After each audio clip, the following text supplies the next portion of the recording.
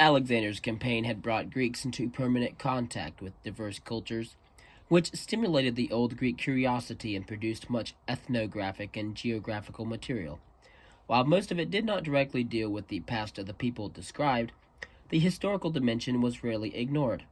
Quite often, a practical motive joined that of simple curiosity. For example, since the Seleucid monarchy bordered in the east on the subcontinent of India, it became a political necessity for Seleucid kings to keep on good terms with the strong northern Indian kingdom of Chandragupta. A Greek Megasthenes stayed at its court in the years around 300 BCE.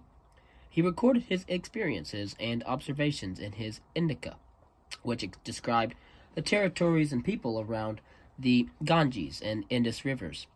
Unfortunately, the little remains of his work beyond a few puzzling figures, among them the assertion that the area had 153 kings and 6,042 years, which would result in an average tenure of 39.5 years. Less puzzling was Megasthenes' attempt to show traces of activities by the god Dionysus in that area.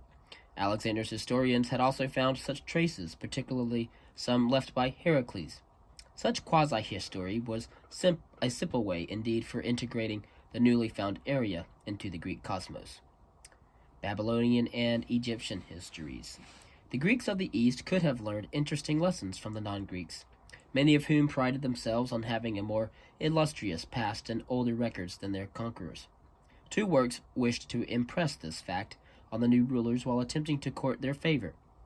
Between 280 and 270 BCE, Berosus, a priest of Bel in Babylon, demonstrated in the three-part Babylon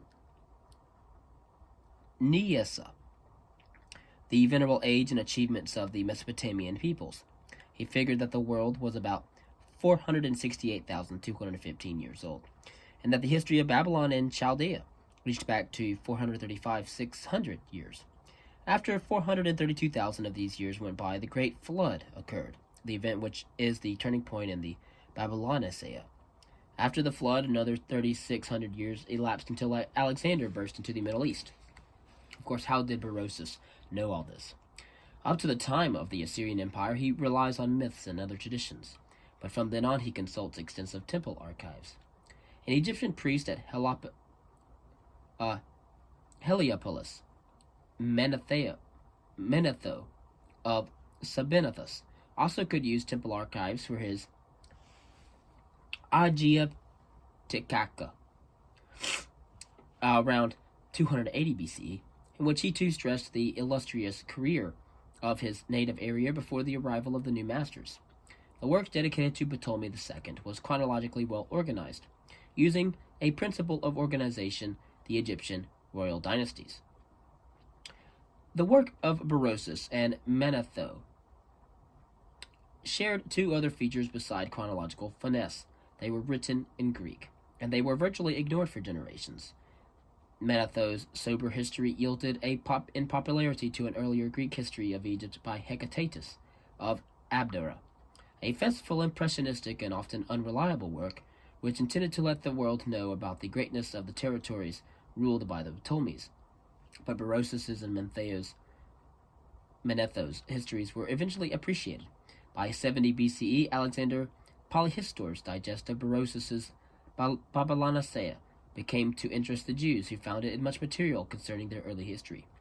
The Jewish historian Flavius Josephus used the Babylonisaea and the histories of Egypt by Hecatatus and Manetho for reconstructing Jewish history. Early Christian scholars, however, particularly Eusebius, scrutinized the Babylonisaea in their attempts to date the creation of the world and of Adam. And as you know, that comes from the Christian and Jewish texts. History and chronology. As culture met culture in the new political units, a long neglected task needed to be taken up again: the construction of a uniform calendar. Only such a calendar could help historians in coordinating the records left by many different peoples who inhabited the immense area now penetrated by Greek civilization. Only such a calendar would help historians in coordinating the records left by the many different peoples who inhabited the immense area penetrated by the Greek civilization. When they wrote the works, they could hardly use phrases like when Pythagoras had 4 months of his archonship to run at Athens, which had already meant little to a Spartan, and now meant even less to inhabitants of Ptolemaic Egypt or Seleucid Babylonia. The new attempts to sort out the many different calendars were by no means solely prompted by scholarly interests. Seleucus had gathered into his monarchy a multitude of Middle Eastern regions and people. For administrative reasons, Seleucus gave his kingdom a new and uniform calendar, one that began with his conquest of Babylon in October of 312 BCE. With so recent a beginning date, the calendar solved few of the problems of historical scholars, but it did provide a useful chronological standard for the region, so much so that many Jews figured years according to the Seleucid era until the 11th century CE, and Syrian Christians still do today. Berosus had offered another potentially universal time scale in his Babylonicea. He had used his basic unit, the Saros period, which represented the time from a certain constellation of Sun, Earth, and Moon to its exact duplication, 6,585 and 1/3 days later. When the Babylonicea was ignored, the Saros periodization suffered the same fate. Greek historians eventually found a Greek solution to the synchronization problem, and Timaeus of Tauromenium has been credited with it. The credit is deserved if given in proper measure. In the 3rd century BCE, he drew out a comparative list of the ephors and the kings of Sparta from the earliest times, as well as one comparing the archons at Athens and priestesses in Argos with the list of Olympic victors. In short, Timaeus of Tauromenium continued the line of those who had studied existing local time frames in order to bring them into proper relation to each other. He most likely had access to earlier work done on the issue, including the improvements made by Aristotle in the figuring of the Olympiad, and the dated list of victors in the Pythian Games by Aristotle's nephew Callisthenes. It remained for Timaeus of Tauromenium first to improve upon the work of his predecessors by his own Olympionicee, and then to use the Olympiad scale consistently in his work. The usefulness of Timaeus's Olympiad calendar, also known as the Olympionicee, is attested by Eratosthenes. That famous geographer, mathematician, astronomer, and poet also wrote an erudite work on chronology. But when he needed a chronology for his own history of Greek comedy, Eratosthenes accepted Timaeus's system, thereby giving it his sanction. Yet neither he nor Timaeus seem to have extended the Olympic scale backwards beyond the first Olympic Games of 776 BCE. After Timaeus, Greek historians finally had available a common calendar with which they could synchronize past events, but the lack of political unity of the Greek areas of the Mediterranean world prevented the uniform use of the Olympiad calendar. People still lived their lives in local and regional contexts. They felt no urgent need to accept the uniform Olympiad timescale, as known as the Olympionicee, as long as the local and regional calendars sufficed for their daily life. The Greeks met their future, Rome. The people who eventually changed Greek politics decisively lived to the west, untouched by Alexander and the Diadochi. Life in the Hellenistic East went its course, while on the Italian peninsula the city of Rome was extending its dominion over the Etruscans, Latins, and Samnites. And by 275 BCE, the Greeks of Magna Graecia, or Greater Greece in southern Italy. After Rome had consolidated its hold on central and southern Italy, she eyed Sicily, where she would confront her most important opponent, Carthage in Africa. The Greeks of the West were shadowy figures to historians of the Greek heartland, appearing only intermittently in the well-known histories.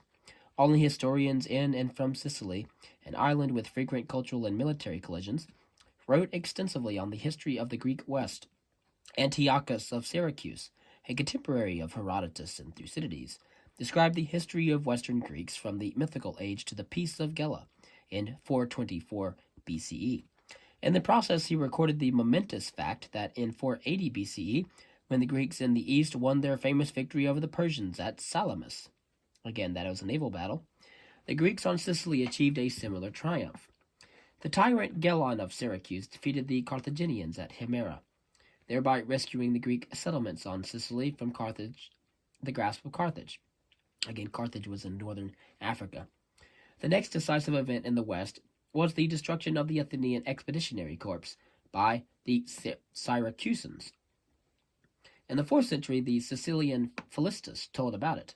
Philistus's Sicilia, Sicilica, also contains some hints on why Sicilian history was not easy to write.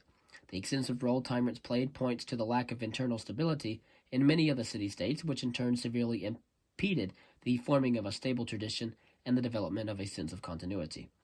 Political problems also shaped the life of the third and most important of the Sicilian historians, Timaeus of Tauromenium, who had spent 50 years as an exile in Athens. His Olympiodyssey, already discussed, was a chronological study of Olympic victors. Of his main work, his history, possibly called Sicilica, only 386 fragments remain of this. We owe much of what we know about it to Timaeus' relentless critic, Polybius, who tells us that Timaeus treated the past of Italy, Sicily, and North Africa. Even fewer fragments are left of a supplementary work, the history of the Pyrrhic Wars. And that's where we get the word Pyrrhic victory. Timaeus apparently wrote history in the broad manner of Herodotus and seems to have enjoyed an excellent reputation in the ancient world, Polybius's objections to such a rambling history notwithstanding. It helped that Timaeus wrote about Rome at the historical moment when that city had started its steep ascendancy to dominate. As for the origin of Rome, he mentioned briefly the story of Heracles' crossing of the Tiber River at Rome, the warm hospitality Heracles received on that occasion, and the promise of a good future contained in the episode. He also knew the stories about Aeneas as the Trojan ancestor of Rome, and about the Roman tradition of Romulus and Remus. But, as you know, Rome was a kingdom before it became a republic. But Timaeus did not ascribe the founding of Rome to gods, heroes, or Trojans. He linked Rome's origin with that of Carthage, which he maintained was founded by fugitives from the Phoenician city of Tyre. He calculated 814 BCE as the founding year of Carthage on the basis of data that he had found in the Tyrian annals. For unknown reasons, he then simply stipulated the same date as the founding year of Rome. Timaeus must have known full well that such a comparatively recent date, over 400 years after Troy's fall, did to the by then well-known affirmation of Rome's Trojan origin. Now, he did grant that a Trojan settlement might have preceded Latin Rome. What other reason could Romans have had for the annual killing of a war horse on the campus Martius than to express their anger over the ruse of the Trojan horse which had cost their ancestors so dearly? Timaeus' work was typical for the best that Hellenistic historiography could deliver, a sophisticated treatment of the past which, however, stayed within long-established limits of perception and interpretation. In form and content, Greek historiography had exhausted its possibilities. Its next stimulus would come from the outside, and outside the Greek world, from Rome. About half a century after Timaeus' death, Greek historiography began its role as mentor to Roman historians. It had much to offer its tutees. The Greeks had created the very concept of history, again, itself, with Herodotus and his Historia, or Histor, had changed from a general inquiry about the world into inquiry about the past events. Unlike the Near Eastern records of the past lists of kings and dynasties, Greek history became the story of the human world, a world contingent and far from the eternal, changeless essences of philosophers. Accordingly, as the Greek world changed, Greek historiography changed with it. With the triumph of the polis, the epic heroes and deeds were pushed out of the center of attention by the citizens, leaders, and affairs of the city-states. Thucydidean political history remained prominent for centuries, although the basis for its prominence had disintegrated with the Macedonian hegemony and its Hellenistic aftermath. However, life in the Hellenistic world gave strength to other aspects of Greek historiography. Biography, molded for historical uses by Xenophon, stilled curiosity and provided examples of excellence. Ethnographic descriptions present in political narratives as digressions became popular in their own right. History as drama and entertainment found favor with people who lacked strong collective allegiances. Chronology advanced in sophistication, and in the Olympiad scheme created a symbolic Greek unity. Again, here you might want to read Anabasis by Xenophon. That splendid record had one weak spot. When Greeks attempted to reconcile the past, present, and future, they were successful within short ranges in time and small regions of space. But the past found an impenetrable border in the epic period, and the expected future never varied much from the present, from the polis, and later the monarchies of the Diadochi. The lack of a sense of overall development deprived Greek historiography of a strong dynamism. Not surprisingly, Greek historiography never found an effective approach to writing a universal history of the known world. Ephorus tried to transcend the polis-oriented political history, but could not manage more than a quasi-pan-Hellenic Greek history with accompanying sections on the barbarians. Only Rome would bring a new and wider concept of unity, one reluctantly accepted by the Greeks. In turn, the Romans were offered substantial information and fully developed historiographical forms, the hard-won results of the Greek developments from epic to prose history. While Roman historians adapted these forms for their use, they simply copied the Greek ideas on the theory of history. The Greeks themselves had not given too much thought to methodology. At an early stage, they had replaced the authority of myth and epic by that of reason, and to a lesser extent, experience. Failing to develop any proper means for finding out about the distant past, Greek historians preferred contemporary history, which could be built on the testimony of eyewitness accounts. For the rest of the past, a mildly critical reliance on authoritative authors had to do. Since Greek historians never thought of historiography as primarily a reconstruction of the past for the sake of truth or intellectual curiosity, but always as an endeavor with a purpose, or a telos, ranging from the preservation of notable memories to the education of active citizens to the gratification of desires for entertainment or even gossip. The simple methodology posed no problem.